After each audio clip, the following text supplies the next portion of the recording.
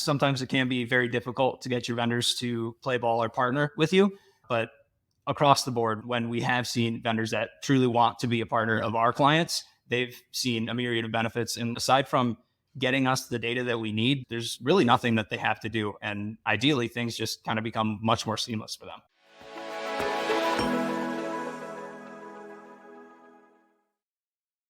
Hi, welcome to another Hydrian podcast. I'm co-founder and CEO Josh Bartel, and today we're going to be talking about PO optimization. Inventory optimization as a service is what we do, and PO optimization is one service within that greater offering. Inventory optimization as a whole is really about minimizing the amount of inventory necessary to provide a high service level to your customers, while also minimizing labor costs. And we believe optimization of the inventory is mainly about what you bring into a warehouse. So purchase orders and transfers that bring inventory in. It's the one part of the process that you have 100% control over, and it's the main determinant of how much inventory you're holding at one time and how well you're able to serve customer demand. PO optimization is really getting into not the when and how much questions of buying, but the how.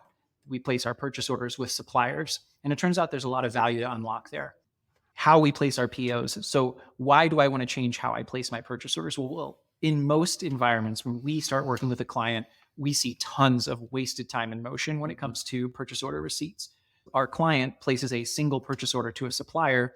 And I'll say for domestic suppliers across all of our clients, when we first start working together, typically a large purchase order will take around 10 unique receipts and will take around 100 days to close. In other words, for you and your system to say, the vendor has sent me everything I'm going to send, that they're going to send me. Even though the average lead time per line item that arrives in your warehouse is something like 14 days. So there's this long tail of receipt activity, which we know is very expensive.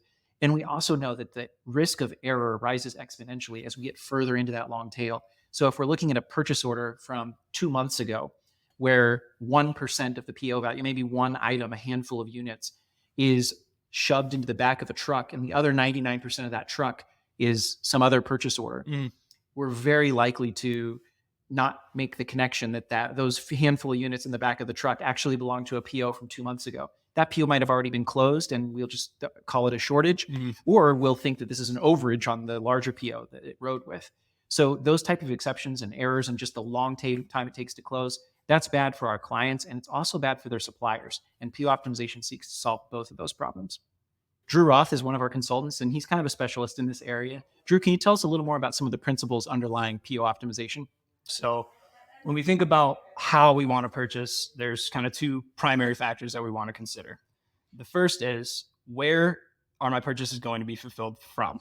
So the first concept is, I want to build a purchase order that is unique per ordering facility, fulfilling facility lane.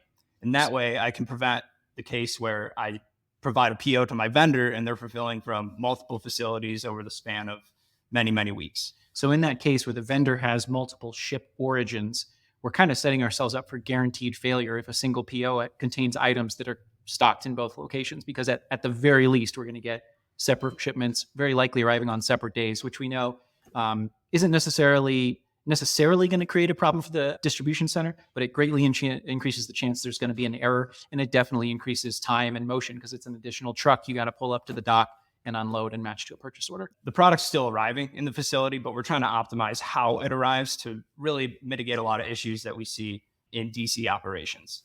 So like I said, there's a second facet. So if we can build a PO that's unique per ordering facility, fulfilling facility lane, the next step is making sure that the quantities I submit on that PO match up with what the vendor actually has in stock.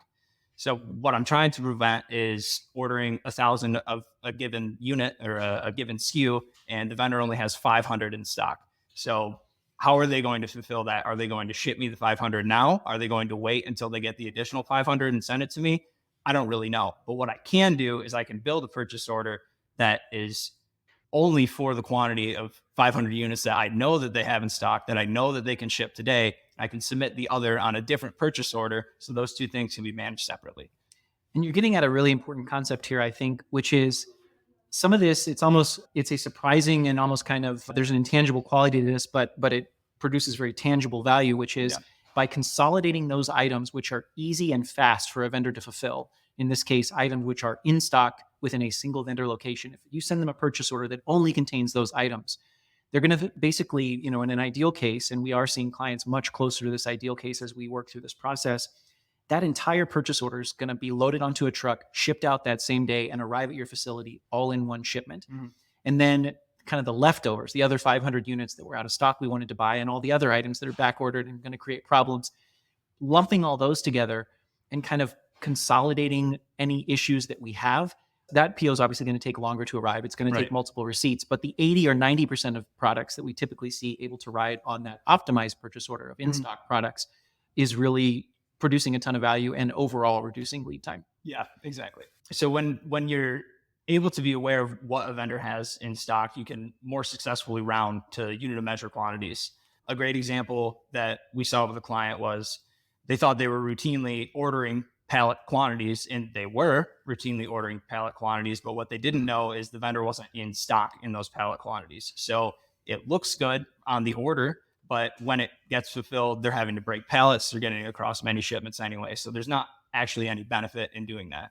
But if we know what the vendor's position is, we can more strategically round to specific units of measure that we know that they can fulfill. So maybe previously we would order a pallet and they couldn't fulfill a pallet. Now we're going to order maybe half of a pallet or a specific number of tiers or layers within that pallet because we know that they can fulfill that. This is definitely a huge source of labor savings. So in addition to reducing the overall number of receipts, reducing the time it takes to receive material, which are benefits of consolidating kind of the optimizable items, this unit of measure issue is really a powerful idea because the more product you can receive at case, master case, tier, full pallet quantities, the quicker it is to check in, the quicker it is to put away, the fewer mixed pallets you have. Those are obviously big benefits. And so what we see typically with clients is if we're looking at the percentage of dollars on their purchase orders that are able to ride at these round unit of measures, we see generally the highest unit of measure, which generally is a pallet. Yeah. Sometimes it's a truckload, but generally it's a pallet. That percentage of product is roughly doubling. And the percentage of product where there's no rounding that was possible. So where, a case is 12 units and a pallet is 200 units and you order 25, it's really not rounding to anything. Those incidences where no rounding is possible are roughly halved. So we're really talking about, in an operation where, take a typical client of ours in the hundreds of millions of dollars of revenue, we're talking about a pretty deep 6-figure savings just on the labor saved from having these full pallets, full master cases arriving more often. Right. And that's not to mention all the benefits that your actual suppliers and your vendors are going to see, because it's not just a benefit for you in a receiving operation. It's a benefit for your vendors. Once they see the value in this, they're usually all on board. So we'd love to see that and get them involved. But you did mention a great thing, which is truckloads. So what happens when I need to order more than a truckload of stuff from a given fulfillment lane? Well, we additionally will break purchase orders at the truckload size to make sure that in the case where we can, we build one purchase order is unique to one truck and ideally one receipt at the DC. That's a great point, because just because the vendor shipped everything on one day and it all arrived at one time, most distribution center operations in the receiving end, they treat each truckload like a separate receipt. Right. And, the one truck might sit in the yard, the other one delivers on a different day. So those are definitely very real issues. So one thing that I want to come back to, because I think it's a really good point, is the vendor benefit side of this. Yeah. So this is definitely not just something that benefits our customers. It is 100% a benefit to the vendor. It's all gravy for them. And the great thing is you can take this as far as you want in terms of how you coordinate this process with your vendors. So you could theoretically not tell the vendor that you're doing this. Yeah. They obviously have to provide you with an inventory feed, but we sometimes to test the impact and keep the test pure, we won't even notify a DC ops team at our vendor's facility what's happening. And we're just sending them purchase orders that are more organized, more able to be fulfilled from stock, and more often at pallet quantities. Yeah. And, we start to get reports from the DC, hey, it feels like these orders are taking us a lot less time to fulfill. It feels like we're able to get purchase orders out the door all in one go. And the vendor has a savings, but there is zero disruption to their operation. Right. Now we can get deeper and we can say, okay, well, let's take the optimized purchase orders and have a dedicated truck for those, or different schemas that, arguably can increase the benefit and obviously require some work or some effort or reorganization on the part of your supplier, but that's not a necessity. Right. Yeah. I think sometimes it can be very difficult to get your vendors to play ball or partner with you, but across the board, when we have seen vendors that truly want to be a partner of our clients, they've seen a myriad of benefits. And like Josh said, aside from getting us the data that we need, there's really nothing that they have to do. And ideally, things just kind of become much more seamless for them. Can you talk a little bit about what it takes in terms of the data feed? So we've talked about data, we've talked about sharing inventory information so we know how much a vendor has. Can you just at a high level take us through sort of how that typically works and how that partnership happens? Because we definitely know that suppliers sometimes are reluctant either because they think it's going to be a lot of systems work, or they feel like their inventory positions are sort of this proprietary thing. Can you talk about how that data request looks and how it works? Yeah, absolutely. So it's really two primary pieces of data. One is generally we refer to it as a fulfillment map. And that means when my facility orders this item, your facility fulfills that from X. So generally, that's going to be the closest geographic facility that stocks that given item. So for vendors with very complex networks, they're probably going to stock the same item in many places. So if my client has many distribution centers, something on the West Coast, when they order that item, might be fulfilled probably from a West Coast facility of the vendor. Vice versa, on the East Coast, it's going to be the same thing. So we need to understand, what is your preferred fulfillment facility when my facility orders this item. The second is generally the easier thing to obtain, which would be, what are your inventory positions in your network? How much of this item do you have in this facility? And that's all we need at the very fundamental level. We can add additional data. Sometimes we've seen cases where our clients don't store nearly as many units of measure as the supplier actually has. So if the supplier can provide us all of their valid units of measure, we can incorporate all of those. So maybe the client that we work with only knows about a pallet and a case, but the vendor also has a master pack, a tier, things like that. We can incorporate all of that. I remember one example, we had a client where they have a big pallet and a small pallet into one of their suppliers. And to our client, in their system, it was you order at the pack quantity or the pallet quantity, and that's it. And when we worked with their supplier and we learned there's a big and small pallet, and we asked why, and they said, well, if I can get an exact same number of small and large pallets, they actually fit perfectly in a truck because they had a very non-standard pallet schema. And so what we did on the PO optimization side is we built, for every big pallet we also built a small pallet and allowed them to perfectly cube out a truck. And I think it allowed them to get something like 15% more material per truckload, which was a big unlock for them. Yeah, absolutely. So the data requirements, they're pretty straightforward. I mean, we haven't really interacted with any vendor that isn't able to produce this information. So that's also one of the big benefits. That's really all we need the vendor to provide with us is what are your positions? How do you ideally?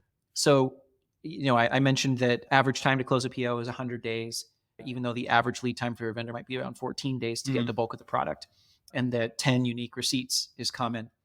What kind of reductions are we typically seeing in those numbers when we work with people and are doing optimized POs? Yeah. One of the measures that we really like to keep an eye on is the percent of value arriving on the first receipt. So in some of the use cases that I can think of, those numbers, without PO optimization, they would fluctuate per vendor, but 20%, 50%, 60%, somewhere around there of the value for a given PO arriving on that first receipt.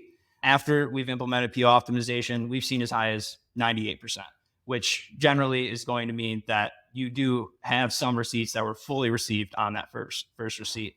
So one purchase order, one receipt to your warehouse. Yeah. So the additional benefit is those receipts or those POs are open for a much shorter amount of time.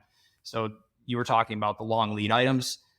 Generally, if we're able to kind of split those off under their own POs, we have the cream of the crop items all arriving in 1, 2, 3 receipts over the span of 2 weeks, which might still seem really bad, but in the context of a lot of receipts being open for 100, 200, even more than 300 days, there's plenty of cases of that. It's a drastic improvement. Cool. Like we said, PO optimization is just one part of a larger service that Hydrian offers. And I think the larger topic of helping our clients better coordinate and plan in cooperation with their vendors is one we're going to dive into a lot more on these chats. So thanks a lot for joining us today, and we'll see you on the next one.